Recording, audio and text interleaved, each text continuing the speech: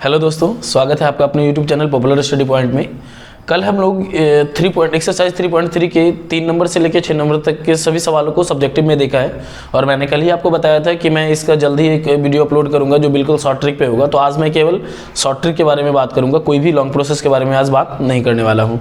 और ये सवाल आपको हमेशा ऑब्जेक्टिव में जब कभी भी दिया जाएगा, चाहे वो कोई भी कम्पिटेटिव एग्जाम हो या फिर क्लास 10 हो या फिर कोई भी अन्य एग्जाम में, तो हम लोग इसे कैसे सॉल्व करेंगे ऑब्जेक्टिव के अनुसार हम लोग आज पहले वो देखते हैं। तो सबसे पहले हमें याद रखना है, पहले आप क्वेश्चन को अच्छे से पढ़िए।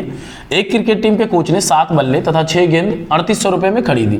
बाद में उसने 3 बल्ले 5 गेंद 1750 रुपए में खरीदी। प्रत्येक बल्ले और प्रत्येक गेंद की कीमत मतलब गेंद का मूल्य ज्ञात करना है।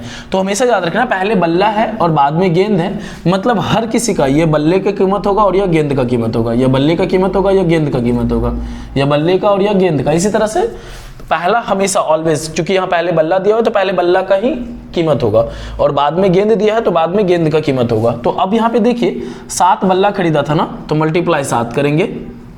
6 गेंद खरीदा था ना, तो मल्टीप्लाई 6 करेंगे। ठीक है, दोनों का मल्टीप्लाई करेंगे तो ये 2100 हो जाएगा और ये 180 हो जाएगा। 7 बल्ला और 6 गेंद का कितना रुपया दिया था? वो 3800 रुपये दिया था। अब इसको जोड़ के देखिए, 0 8 2 2, ये 2280 हो गया। क्या 3800 रुपये आपका आया? नहीं, तो ये ऑप्शन आपका गलत हो गया। फिर से सेम प्रोसेस, इसको 7 से गुना कीजिए, इसको 6 से गुना कीजिए। 7 चौके 2800, ठीक है। और फिर इसको जब आप मल्टीप्लाई करेंगे तो 6 चौके 24, 240, ठीक है। अब इसको ऐड कीजिए, 0 4 8 2 10 2 1 3 3040। अभी भी 3800 नहीं आया, ये भी ऑप्शन आपका गलत हो गया। इसको 7 से मल्टीप्लाई कीजिए और इसको 6 से मल्टीप्लाई कीजिए। 7 पचे 35 और 6 पंचे 30, 300। इस दोनों को आप ऐड करेंगे तो कितना हो जाएगा? 3800 हो जाएगा। देखिए क्या ये दो आ गया ना, 3800 रुपये, मतलब ये ऑप्शन आपका बिल्कुल सही है। आप दूसरे पे भी इसे बैठा सकते हैं। बाद में उसने 3 बल्ले खरीदे। कितने खरीदे? 3 बल्ले खरीदे। तो सिंपली है, 3 बल्ला खरीदेगा मतलब क्या हो जाएगा? ये 3 गुना 500, ठीक है, प्लस 5 गेंद खरीदा ना, तो 5 गुना क्या? 50, 5 गुना 3 1500 और 5 गुना 5 25, 250। कितना हो जाएगा? 1750 हो जाएगा। देखिए दोनों प्रोसेस में आपका आंसर सटीक है। इसका मतलब है कि यह आपका ऑप्शन बिल्कुल सही है। ठीक है, बिल्कुल सिंपल है। पहले हमेशा दिया होगा बॉल का और बाद में गेंद का। तो बॉल कितना था, बल्ला कितना था? 7, गेंद कितना था? 6। दोनों को मल्टीप्लाई करके ये आंसर हो गया।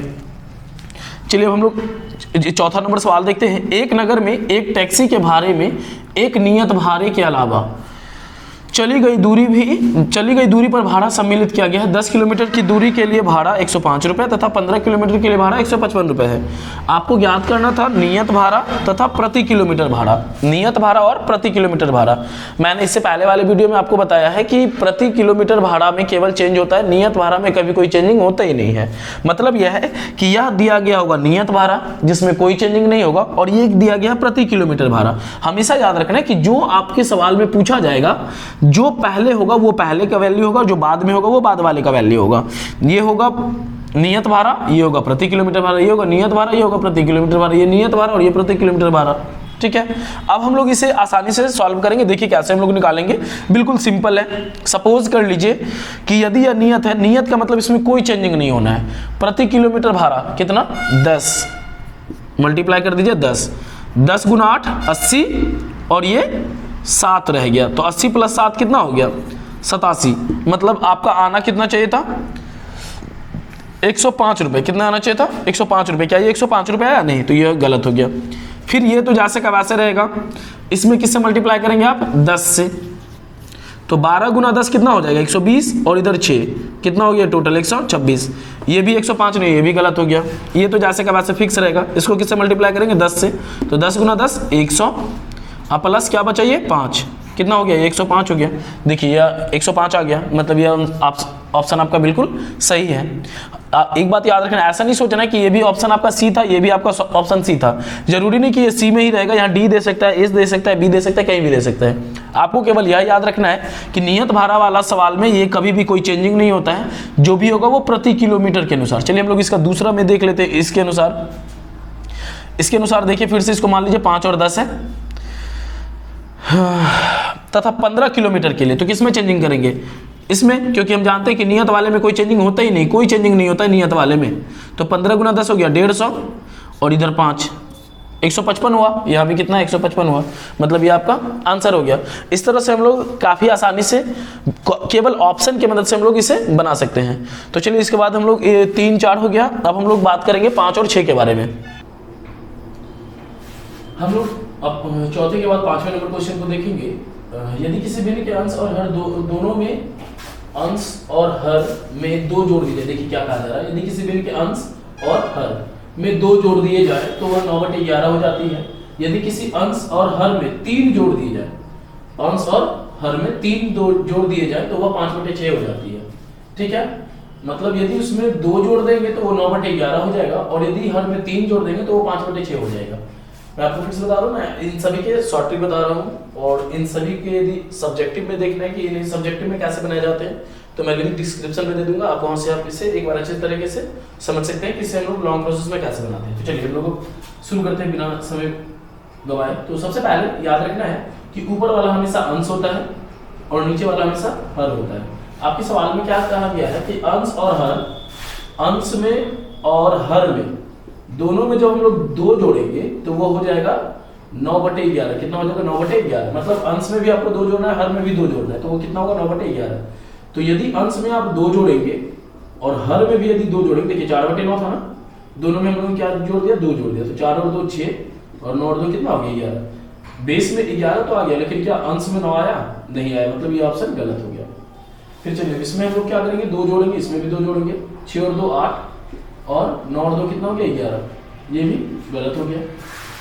इसमें 2 जोड़ दीजिए, 8 और 2 10, 9 2 11, ऊपर नहीं आया, ये भी गलत हो गया। इसमें 2 जोड़ दीजिए, इसमें 2 जोड़ दीजिए, 7 और 2 9 और 9 2 11। चलिए कभी कभी ऐसा होगा क्या कि आपका पहला वाला 9/11 एक 2 में आ जाएगा, ठीक है, लेकिन पहले वाले चेक करने के बाद हम लोग क्या करेंगे? उसका दूसरा स्टेप भी चेक कर लेंगे। यहाँ तक तो एक स्टेप था कि वो 9/11 हो जाता है, फिर दूसरा स्टेटमेंट दिया हुआ था कि यदि अंश और हर दोनों में 3 जोड़ दिए जाए, तो देखिए आपका आंसर भैया क्या है? 7/9। दोनों में क्या जोड़ देना है? 3 जोड़ देना है। तो दोनों में आप क्या जोड़ दीजिए? 3, 7 और 3 10, 9 और 3 12। दोनों किससे कट जा रहा है? 2 से कट जा रहा है, तो 2 5 10 और 2 6 12 कितना है? 5/6। देखिए यहाँ पे लिखा हुआ है 5/6 हो जाती है, यहाँ पे देखिए, मतलब ये दोनों सिचुएशन में ये सही है। इसका मतलब आपका ऑप्शन क्या हो जाएगा? डी सही हो जाएगा। ठीक है, अब आइए एज वाला, बहुत ही महत्वपूर्ण क्वेश्चन है एज वाला। एज वाला क्वेश्चन में समझते हैं लोग कि क्या क्या जाना है। इससे पहले भी मैंने आपको बताया है कि एज वाला ऐसा एक सवाल होता है, यदि जोड़ेंगे तो दोनों में, घटाएंगे तो दोनों में, ठीक है ना, जोड़ेंगे तो दोनों में, घटाएंगे तो दोनों में।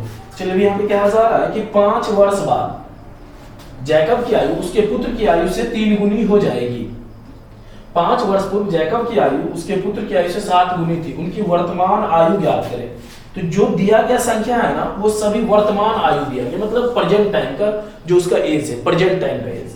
अभी यहाँ पे क्या कह रहा है? 5 वर्ष बाद। तो हमेशा याद रखना पहले जैकब है ना, तो इन सभी में पहले जैकब का आयु होगा, फिर उसके बाद उसके पुत्र का, जैकब का आयु, पुत्र का, जैकब पुत्र, ठीक है ना। तो जब जोड़ेंगे तो दोनों में जोड़ेंगे, है ना। तो यहाँ कह रहा है 5 वर्ष बाद के बारे में। बाद मतलब जब इसको जोड़ेंगे तो ये 5 जोड़ देंगे जब, तो ये हो जाएगा 10। देखिए वो बताते हैं, जब 5 जोड़ेंगे तो ये हो जाएगा 10, और जब 10 में जोड़ेंगे तो ये कितना हो जाएगा? 35। 5 वर्ष बाद के बारे में बात कर रहा है, तो 5 वर्ष हम लोग जोड़ देंगे, तो 5 5 10, और 35 में 5 जोड़ देंगे, 30 में 5 जोड़ देंगे, 35। अब कंडीशन क्या कह रहा है वो देखिए, उसके पुत्र की आयु से, उसका पुत्र कौन है? ये है, 3 गुनी हो जाएगी। तो उसके पुत्र की आयु से 3 गुनी होना है, तो 10 को जब हम लोग 3 से गुना करेंगे तो कितना होना चाहिए? 30, लेकिन यहाँ कितना आया? 35, मतलब ये ऑप्शन गलत है।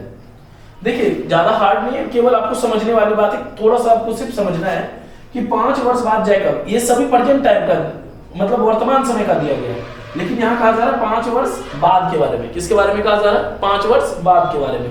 तो हम लोग इसमें भी क्या करेंगे? 5 जोड़ देंगे।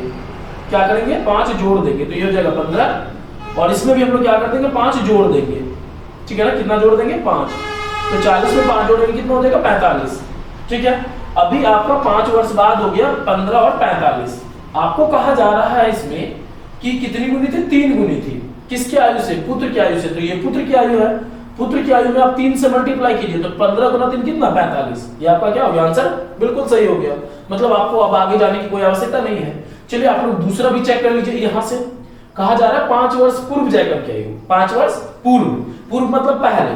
तो देखिए मैं आपको इसका बता रहा हूँ कि थोड़ा सा यहाँ पे सॉल्व कर दे रहा हूं मैं इसे। यहाँ पे दिया है 40 और 10, मतलब ये क्या है, पुत्र है और ये जैकब है।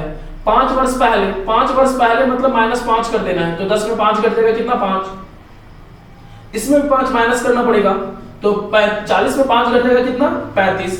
अब देखिए क्या कह रहा है कि उसके पुत्र की आयु से, उसके पुत्र की आयु क्या है 5, 7 गुनी है। उसके पुत्र की आयु से कितनी गुनी है 7 गुनी है। तो 5 गुना 7 कितना 35। बिल्कुल सही है। इसका मतलब हर परिस्थिति में ऑप्शन बी आपका सही आ जा रहा है। आशा करते हैं कि आप लोग को यह अच्छे से समझ में आया होगा।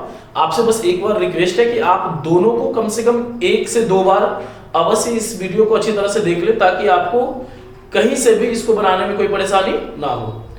धन्यवाद।